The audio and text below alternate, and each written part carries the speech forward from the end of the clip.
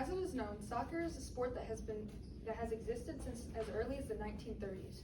And through those years, the soccer ball itself has undergone many different changes, including many variations in soccer ball pattern and sizes. But do these panel patterns actually affect the ball's coefficient of friction? Well, in this experiment, we will find out just that. Hi, I'm Hunter Lum from Fraser High School. Good afternoon, I'm Roselle Nasser from Sterling Heights High School. This is our presentation on the effects of ball pattern on the coefficient of friction of soccer balls. Table of contents, this is what we're going to go through in our presentation. First is background information, second is problem statement and hypothesis, third is materials and procedure, fourth is our results, fifth is our statistical test behind our results, sixth is our verdict, and seventh is our improvements and takeaways. So first we have our background information. So what is the coefficient of friction? The coefficient of friction is the minimum force that is needed to get an object to start moving, and it is calculated by taking that minimum force and dividing it by the normal force, which is equal to the force of gravity in our case, or mg. Now, before I explain why that is, let's go into normal force. Normal force is the force that surfaces exert to prevent solid objects from passing through each other, and the normal force is always perpendicular to the surface of the object. Now, the reason why our normal force is equal to the force of gravity is because our soccer balls were all placed on level tables. So there was no angle that needed to be factored into our calculations. So therefore, our normal force was equal to the force of gravity. The other thing you'll need to know is how ball pattern and coefficient of friction relate. So different types of ball patterns have different stitchings. So these stitchings create different crevices on the soccer balls. So for example, take these two soccer balls. The white ball has many small diamond-shaped panels, while the yellow ball has much bigger pentagonal-shaped panels. And as we can see, the white ball, because of its different shape, it has many more crevices in its surface than does the yellow ball. Now, these crevices affect the coefficient of friction because the crevices limit the contact between the surface of the ball and the surface of the table, which may lower the coefficient of friction as a result. So, problem statement, hypothesis, and data measured. Our problem statement, what's the goal of our experiment? The goal of our experiment was to determine the effect of ball pattern on the coefficient of friction of soccer balls. What do I hypothesize? What do we think was going to happen? We hypothesized that the FIFA USA soccer ball would have the smallest coefficient of friction due to it having many small diamond-shaped panels. Data measured. Our independent variable was the pattern or shape of the panels on each ball. The dependent variable was the minimum force needed to get the ball moving, or the coefficient of friction.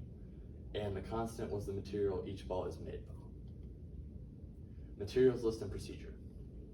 Here's our materials list. First material I'm going to discuss is our computer. We use this to store our data. Second, that is the FIFA World Cup ball, or FIFA USA World Cup ball, or as abbreviated in our experiment, USA. This is the Women's World Cup ball, or as abbreviated in our experiment, WWC. And this is just the Men's World Cup ball, which is abbreviated in our experiment as WC. This is the cup that we use to scoop the sand from the big bucket and pour it into the other cup, which was connected to the pulley system used by yarn, and then our apparatus, which I'll discuss in the next slide. This was our scale, and then we took our sand that we filled up once we got the ball moving, and then we set that on the scale. This is our tape. We use this on the back of the apparatus, which again I will discuss on the next slide. And this is our pulley system that we use to hook the apparatus to the soccer ball. All right, so this is what I was talking about. As you can see on the back of that soccer ball, there's the apparatus. So I want you to think of a car, and you know how fast cars, they have a parachute on the back of them, so it connects, and then there's a space of air in between, and then there's that backing part that ends up slowing the car down.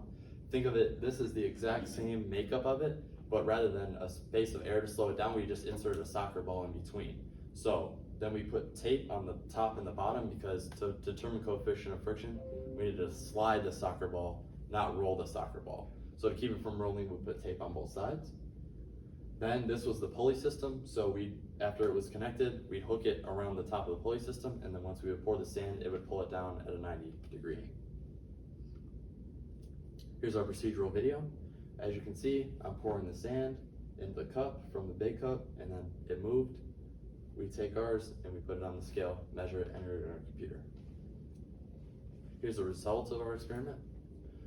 Here were some important observations. So we both agreed that based off of our experimental setup and the data that we got, that because there was not a lot of abnormal trials, we didn't have a ton of observations, but there was some trials that we noticed where the numbers were high or low, and we did have some outliers. So here's the statistics of our experiment. First, here's our box plot of factors. As we can see, the data from the USA trials had the least variation out of all the 3 data sets, but it did have 4 different outliers. The Women's World Cup and World Cup data, however, had large variation in them, and this may be due to some lurking variables which we will explain later. The means and medians of each of these data sets respectively were very close in value, so we did not see much skewness in the data, and we can assume that the data is normal overall. Now, if we were to compare the USA and World Cup trials, we could see that most of the USA data lied underneath 25% of the data from the World Cup ball, which meant that there may have been some significance among these 2 data sets. Now, if we compare the USA ball to the Women's World Cup ball, we can see that 75% of the data of the USA trials lied underneath 50% of the data of the Women's World Cup ball. So we did suspect that there may have been a significance among these 2 coefficients as well. However, if we were to look at the World Cup and the Women's World Cup data trials, we could see that both of these were very much overlapped, so we did not expect much of a significance at all. With this being said, we decided to conduct 3 2-sample t-tests to see if any of these were statistically significant from one another. So before we conducted these tests, 2 conditions had to be met. First, we had to randomly assign 90 trials, 30 per ball, to each. Randomly assign 90 trials, 30 per ball, so that we can get rid of any confounding variables that may have occurred within the experiment. The reason why we had 30 trials per ball was so that we can meet the large counts condition, where each population had to have 30 or more trials per population. Because each of these data sets had 30 trials, we could confirm by the central limit theorem that each data set is normally distributed. With these conditions met, we can move on with our statistical test.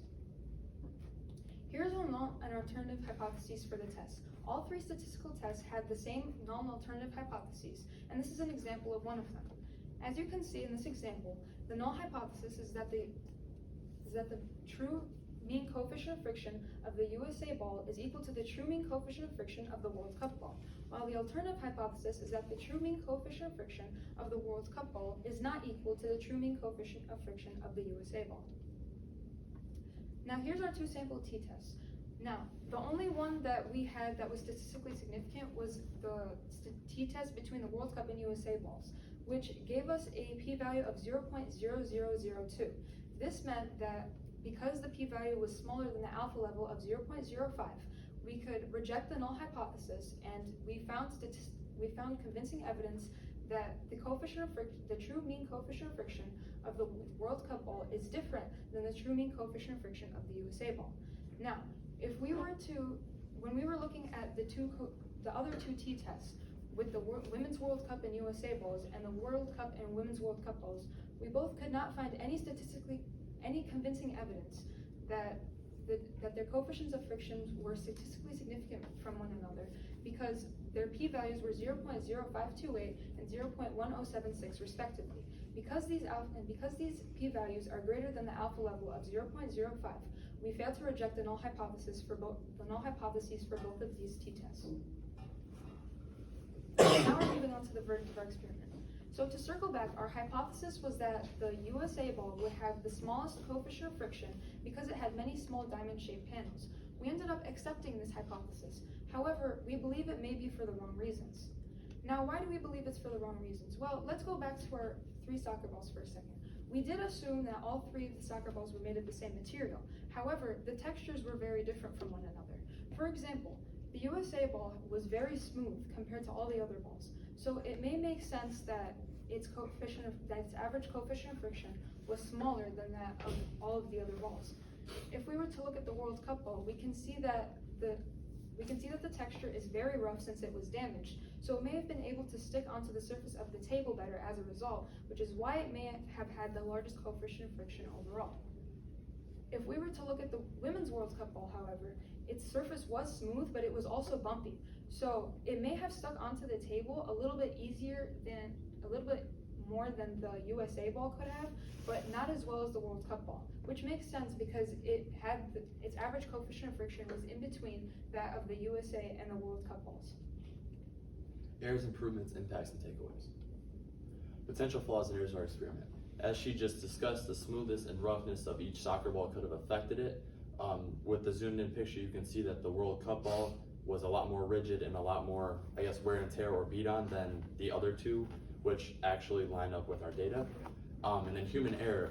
If you remember from the procedural video, when I'm pouring, she's watching if the soccer ball slides or not. So she still has to see it, observe it, tell me to stop pouring, and the pour doesn't instantly stop. As I'm tilting the cup back up, there's still some coming out, which could have affected our data. So improvements we can make in the future are that we can have a mechanically controlled pour, where we could have a computerized system to track when the movement first occurs so they can stop pouring sand on its own. This would eliminate the human error confounding variable that we had experienced. Another thing that we would make sure of is that we would have the same texture per ball, so that we would not have the confounding variables that we had experienced in this experiment as well. We could also slow down and not rush our experiments so that we could make sure that we don't overpour any and have large variation in the data overall. Further research and impacts. So we both felt that with our experimental design and our experimental setup, there's a lot of variants that you can make with this if you were to duplicate it. So the first thing that we thought of was the three different types of soccer balls. There's infinite types, there's different textures. So if you were between three different ones and you wanted to determine the coefficient of friction, which one's the best for you specifically, you could test using the same experimental mock-up and use those three. Or you can keep the same three or change the same three depending on your preference. And I'd hope nobody's playing soccer on Mr. McMillan's tables where we did our experiment at, but you could do it on a turf or a grass or some type of field, or even like a square of it and then lay it on a table to see or determine based off of what a realistic soccer field would be like. Some impacts that this makes, like I just said, you can change it based off of turf or grass depending on what you play on, and it can also help you determine which ball is right for you to buy and practice with. Some things that we want you to take away from this experiment are that ball pattern and texture of the soccer ball may both have an impact on the ball's coefficient of friction. It is also important to note that when you're doing the sand pouring, when you're testing the soccer balls, you need to slow down, take your time with it, so that you do not have any confounding variables, especially because this was done manually. Acknowledgements. I would thank Ms. Cebulski for helping us write the paper and just the overall statistics. I'd like to thank Ms. Tallman for just the various math questions that we asked her, and Mr. McMillan for the space that he let us use and the materials that he gave us. These are our works cited. Thank you for watching. Are there any questions?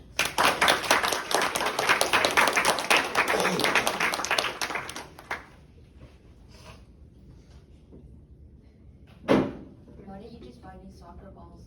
Because we didn't have the money. It was really expensive, and we had some that were readily available, so we didn't see a need that we had to. How much do they usually cost? Usually they would cost around, like, really good quality ones like these would be like $20 to $30, sometimes $40. Is there a reason why you use sand instead of something like water? Well, you could have used water, but water would probably get everywhere. Sand is easier to clean up, especially since it's a solid. So It was easier to control the pour, and like she said, it makes way less of a mess. What inspired you to choose this topic? I don't know. I really wanted to do something with soccer, and Hunter thought that it would kind of be fun to experiment with coefficient of friction. So She's being humble about it. She came up with the whole topic. I just liked it and agree with it. All right, any more? Mr. McMillan? Did you compare like static friction and kinetic friction at all, or did you just measure one type of friction? no, we just measured static friction. You got any, Ms. Cebulski? Yeah, great. Appreciate it. That's it. All right, we're good.